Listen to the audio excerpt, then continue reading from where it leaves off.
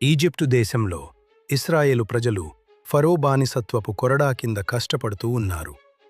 వారి సంఖ్య మరీ ఎక్కువగా పెరిగినప్పుడు ఒక భయంకరమైన ఆదేశం జారీ చేయబడింది. ప్రతి నవజాత హీబ్రూ బాలుడ్ని నైలు నదిలో పడవేసి మునిగించాలని. కాని ఒక తల్లి ఆ ఆదేశాన్ని ధిక్కరించింది. ఆమె తన శిశువును రెల్లుబుట్టలో ఉంచి నదిపై తేలియాడనిచ్చింది. అక్కడ రెల్లు పొదల మధ్య ఫరో కుమార్తె ఆ బిడ్డను కనుగొంది మరియు అతనికి మోషే అని పేరు పెట్టింది. అతడు ఈజిప్టు రాజభవన వైభవంలో పెరిగాడు. రక్తం తప్ప అన్నింటిలోనూ ఒక యువరాజు. అయినప్పటికీ బానిసత్వంలో ఉన్న తన ప్రజల ఆక్రందనలు అతని హృదయాన్ని ఎన్నడూ విడిచిపెట్టలేదు. మోషే ఒక ఈజిప్టు పర్యవేక్షకుడిని ఆగ్రహంలో చంపినప్పుడు అతడు మిద్యాను అరణ్యంలోకి పారిపోవలసి వచ్చింది. తనకు తెలిసిన ప్రతిదాని నుండి దూరంగా తిరుగుతున్న ఒక పరారి.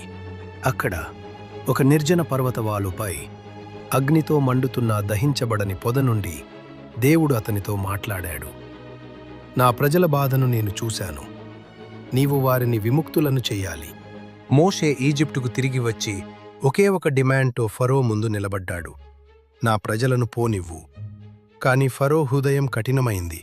అందుచేత 10 భయంకరమైన తెగుళ్ళు దేశంపై విరుచుకుపడ్డాయి. చివరకు ఈజిప్టు లొంగిపోయింది.